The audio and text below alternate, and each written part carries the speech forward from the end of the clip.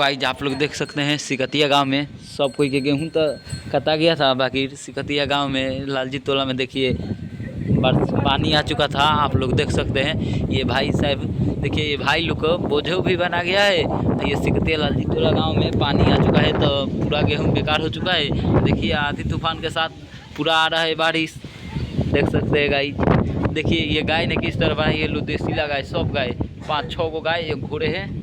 देखिए गाय आप लोग देख सकते हैं ये पानी कितना लग गया है। इसमें गेहूं था, गेहूं कटा गया। आप लोग का गेहूं नहीं दबाया है, अखाड़ा है तो देखिए आप लोग का गेहूं कटा गया है। ये देखिए कि आप लोग बोझा बना गया है। ये देख लीजिए सिकतिया लालजी टोला में बारिश आ चुका है, बहुत दिक्कत हो गया सब किसानों भाई के लिए। आप लोग कमेंट करिए किसान भाई के लिए।